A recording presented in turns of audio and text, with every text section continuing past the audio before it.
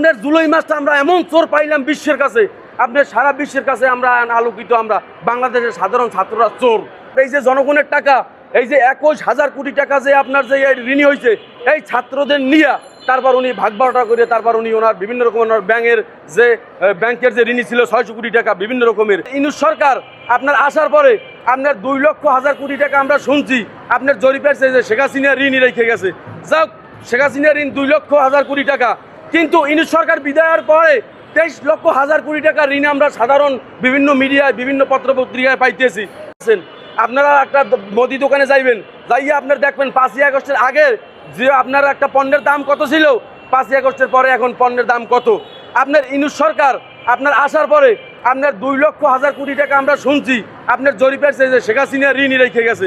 যাক, শেখ হাসিনা ঋণ 2,00,000 কোটি টাকা, কিন্তু ইউনূস সরকার বিদায়ের পরে 23,00,000 কোটি টাকা ঋণ আমরা সাধারণ বিভিন্ন মিডিয়ায় বিভিন্ন পত্রপত্রিকায় পাইতেছি বিভিন্ন আসলে যে 23,00,000 কোটি টাকা ঋণ হইল, এই 21,00,000 কোটি টাকা ঋণ সে কি কাজ করছে বাংলাদেশের সাধারণ মানুষের লাগিয়া?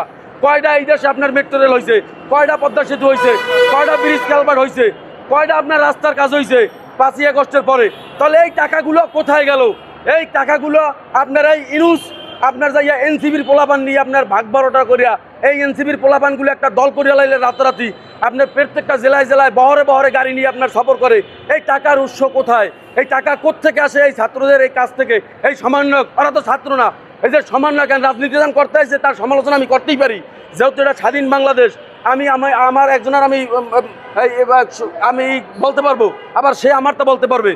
এখন এই যে আপনার বিভিন্ন জায়গায় আপনার এই তারা মহারাজ যে বিভিন্ন আপনার বিভাগে একটা বিভাগে আপনার সফর করতে হইলে নেতাকর্মী লইয়া গাড়ি বহন নিয়া বিভিন্ন করিয়া কত টাকার আপনার দরকার যারা রাজনীতি করে। আসলে এর সংগঠন তো এই আপনার 2-1 শুক্রে 8 দিন এই সম্পদ কোথা থেকে সে ব্যাকগ্রাউন্ড পাইল? অর্থাৎ এই যে লুটপাট, এই যে জনগণের টাকা, এই যে 21,000 কোটি টাকা যে আপনার যে ঋণী হয়েছে, এই ছাত্রদের নিয়ে তারপর উনি ভাগ বারোটা করে তারপর উনি ওনার বিভিন্ন রকম ব্যাংকের যে ঋণী ছিল 600 কোটি টাকা বিভিন্ন রকমের। যেই লোকটা আপনার পৃথিবীর কাছে আপনার শান্তিতে নোবেল পাইছে, সে আমার এই দেশে ঢোকার পরে এই দেশে কয়টা খুন হয়েছে আপনাকে তালিকা আছে? 5ই আগস্টের পরে 18 মাসে কত খুন হয়েছে, কত মপ হয়েছে, কত মানুষের জমি দখল হয়েছে, কত মিল কারখানা বন্ধ হয়েছে। আপনার যে শান্তিতে বিশ্বের কাছে নোবেল পাইল, সে তার দেশকে আপনার 18 মাসে আপনার বৈশাখে শান্তি দিতে পারলো না। উনি কি পারতো না? প্রত্যেকটা দল যে যেখানে থাকো, গণ অভ্যুত্থান হয়েছে, সাধারণ মানুষ নামছে রোডে, ছাত্ররা নামছে, কিন্তু এইখানে সমস্ত সব সমান। কেউর জমি দখল হবে না, কেউর ঘর লুট হবে না, কোনো মপ করে কোনো মানুষ মারিয়ে ফেলানো হবে না। হবে যে অন্যায় করছে তাকে আইনের আওতায় আনা হবে। যদি কেউ লুটপাট করিয়ে থাকে, অভিযোগ থাকে, সেই তার আইনের আওতায় আইন তার বিচার করা হবে। কিন্তু তা না করিয়া আপনার দেখি আপনার ছাগল চুরি করে, গরু চুরি করে, আপনার ওই ট্যাঙ্কি চুরি করে, সব চোরে। আপনার জুলাই মাসটা আমরা এমন চোর পাইলাম বিশ্বের কাছে, আপনার সারা বিশ্বের কাছে আমরা আলোকিত। আমরা বাংলাদেশের সাধারণ ছাত্ররা চোর। আর একটা রাষ্ট্রের পতন হইলেই এই রকমের চুরি বাটপাড়িতে বিভিন্ন রকমের আপনার আসমুর লইয়ে দৌড়দৌড়ি করে। আপনার একটা 80 বছরের একটা মহিলা সে হাজার অন্যায় করতে পারে, তার আপনার গোপন অঙ্গের আপনার জিনিস নিয়ে তারপর এরকম আপনার এরকম মানুষের মিডিয়ার কাছে লাভালাভি করে। এই যে কোনো মায়ের সন্তান কি করা উচিত? সে অমানুষ না, সে হচ্ছে অমানুষ। তাই অমানুষ দিয়ে কি কোনো রাজনৈতিক দল আপনার করা উচিত? এই যে ছাত্ররা যে সংগঠন করছে, ওরা দেশের সাধারণ মানুষের পক্ষে কয়টা কথা বলছে? সাধারণ মানুষের জন্য কয়টায় জীবনযাত্রা যে বর্তমানে মানুষের অতিষ্ঠ, এই নিয়ে কয়টা কথা বলছে? অগময় একটাই জিগির, জুলাই সনদ, জুলাই সনদ, জুলাই সনদ। কালেম হয়ে গেছে জুলাই সনদ। আমরা সাধারণ মানুষ এই জুলাই সনদকে আপনার ঘৃণা করি। আমাকে জুলাই সনদ দিয়ে কিছু হবে না। আমরা সাধারণ মানুষ চাই প্রত্যেকটা পণ্যের দাম কমুক, গ্যাসের দাম কমুক, বিদ্যুতের দাম কমুক, চালের দাম কমুক, তেলের দাম কমুক। আমরা সাধারণ মানুষ, আমার ছেলে সন্তান লইয়া, আমার ফ্যামিলি লইয়া, আমার অসুস্থ মাকে নিয়া আমি যেন সুন্দরভাবে আমি করতে পারি। আর ভাই, আমি তো সরকারি চাকরি করি না যে আমি 20 বছর, 25 বছর, 30 বছর চাকরির পরে আমি 50 লাখ, 30 লাখ আমি একটা পেনশন পাবো, এই নিয়ে আরাম আসে না, দিনের তুলে আরাম করব। ভাই, আমি তো একজন দিনমজুর। আমি কাজে গেলে আমি বেতন পাই, কাজে না গেলে আমার বেতন নাই। অর্থাৎ আমার সকাল হইলে আমার যুদ্ধ আমি শুরু হয়, সন্ধ্যা 7টা 8টা পর্যন্ত আমার যুদ্ধ চালাই যেতে হয়। এর বড় যদি আপনারা আরও যুদ্ধ চাপাইয়ে দেন, তাহলে আমরা কোথায় যাব? আপনারা সাধারণ মানুষের পক্ষে একটা এখন পর্যন্ত 5 তারিখের পর কথা বলেন নাই, সাধারণ মানুষের জীবনযাত্রা নিয়ে কোনো কথা বলেন নাই। আপনারা শুধু আছেন আওয়ামী লীগ লইয়া, আছেন ওই বিএনপি লইয়া। ওই নাসিরউদ্দিন পাটোয়ারি কথায় কথায় বলে অমুকে ওই মির্জা ফখরুল লইয়া বিভিন্ন রকমের আপনার করছে। আর ভাই উনি চান্দা তুললে কোন জায়গায় চান্দা তুললে তুমি এই যে আইনের কাছে করে দাও। আজকে এই লোকটা অসুস্থ হইয়া মৃত্যু সজ্জায় আপনার পাঞ্জা লড়তে আছে। যাও, এটা আমি বলতে চাই না, কিন্তু এই এনসিপি নামক পোলাপান এখন বর্তমানে যা শুরু করছে, ওরা যেমন একটা গণ অভ্যুত্থান হয়ে গেছে, ওকে মানুষ মাথার তাজ বানাই রাখতে। ওরা যদি দল না করতো, ওরা যখন আপনার লেখাপড়া উচ্চ শিক্ষিত হয়েছে, ওরা একটা কোঠা যেটার আন্দোলন যেটার বিরুদ্ধে ছিল, এইটা তো আপনার দূর হয়ে গেছে।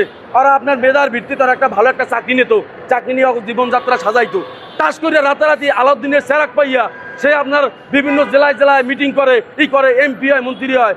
তোরা তো এমপি হয়েছো, তোরা তো সংসদে গেছো, সাধারণ মানুষের জন্য ভাগ্য উন্নয়ন কত দূর করছো? হয় কয়দিন, 6 দিন, 7 দিন, 10 দিন, সামনে বহুত দিন। তোমার একটা দেশ পরিচালনা করা বাবা এত বড় একেবারে সহজ না, বড় কঠিন। হাজার হাজার লক্ষ লক্ষ কোটি কোটি মানুষের মন জয় করা এত না। এখন দেখুন সাধারণ মানুষ যেই তোমরা ফেসিস্ট বলছো, যার নামে তোমরা করো, আজকে তোমরা একটা কথা বলো, আমরা তো দেখি সাধারণ মানুষ আসলে কমেন্টে যাইয়ে মানুষ কোন ধরনের তোমাদের গালিগালাজ করে, কোন ধরনের মন্তব্য তোমাকে বিরুদ্ধে করে। আসলে কেন মানুষ এত তাড়াতাড়ি তোমাদের প্রতি এত ঘৃণা কেন আসবে? আজকে তোমার দিন, আজকে তোমার শাবক দিন, তোমাদের এখন বর্তমান তোমরা এমপি, তোমরা দেশ চালাও। আজকে হবিগঞ্জে তুমি গেছো মিটিং করার জন্য, হবিগঞ্জে ঢুকতে পারো না, ওখানে বইয়া মায়ের দূর খাইয়ে তোমরা থানায় যাও, তোমরা রাস্তায় বইয়ে পড়ো। তাহলে কি বক্তব্য দিয়েছে বিএনপির রাজনৈতিক খবর? এখন ওরা কথায় কথায় এই কবর রচিত করতে, সামনের এমন দিনে যে ওরা নিজেরাই রচিত হয়ে যাবে। আপনার বাংলাদেশের মানুষ এখন আর ওদের খায় না। ওই যে জুলাই সনদে মানে আপনার যে নিয়ে ওরা ব্যস্ত হয়ে পড়ছে, ওরা ওই জুলাই সনদ নিয়ে থাক, কিন্তু সাধারণ মানুষের আপনার যেই একটা ভাগ্য উন্নয়নের কথা ছিল, এটা কেউ কোনো মানুষ হয় নাই, কোনো মানুষের ভাগ্য উন্নয়ন হয় নাই। সাধারণ মানুষ, প্রত্যেকটা মানুষের জীবনযাত্রা ঘরে ঘরে আপনার যাইয়া আপনার দুর্ভিক্ষ চলতে আছে। এখন আপনার সাধারণ মানুষ ওরা ডাক দিলে লগে লগে আপনার পিছিয়ে জোতা সব নিয়ে প্রস্তুত নিয়ে আপনার মরে আগো পিছিয়ে এই বাগো পিছিয়ে পিটানোর জন্য। অগো জন্য কোনো মানুষ আপনার রাস্তায় নামে আর এই রকমের দেশ গোল্লায় দেবে না। সাধারণ মানুষ আপনার যারা কয় নারীরা বেলতলা যায়, আমাদের বরিশাল ভাষায় বলে নারীরা বেলতলা যায় একবার, বারবার না, একবার বেলতলা যাইয়ে বেল মাথায় পড়ছে, এই সাধারণ পাবলিকের হুশ হারিয়ে গেছে। ওরা এখন বলুক, ওই যে দেখেন আপনার বিভিন্ন জায়গায় প্রতিবাদ করে বিভিন্ন মোড়ে আপনার 7 জন 8 জন মানুষ। বেটা তোর জন্য তোর যখন ওখানে রাস্তায় যখন তোর ব্যারিকেড দিয়েছে, তোর গায়ে হাত তুলছে, সারা বাংলাদেশ তো তোলপার হয়ে যাওয়ার কথা, শাহবাগ কি তোমার ঢাকা তো অবরোধ হয়ে যাওয়ার কথা, তো যে জুলাই আগস্টে যেরকমের হয়েছে এইরকম হওয়ার কথা, কিন্তু একটা কুত্তা বেউ বেউ করলে না। কারণ কি? তোদের প্রতি এই 3-6 তোমার মানুষের আস্থা উঠে গেছে, তোদের প্রতি মানুষও এখন বিনোদনের হিসাবে তোরা গণ্য হয়ে গেছো। তোমরা লোভে পড়ছো, তোমরা সম্পদের লোভে পড়ছো, তোমরা অর্থের লোভে পড়ছো, তোমরা সংসদের চেহারার লোভে পড়ছো, তোমরা নারীর লোভে পড়ছো, তোমরা সমস্ত সব কিছু তোমাদের ভিতরে লোভ এখন বর্তমানে তৈরি করতেছে। সেইভাবে তোমরা এখন বর্তমানে নাই। তোমাদের একদিন আমলনামা সামনে আসবে, কেটা কত টাকা কোন জায়গা থেকে উড়াইছে।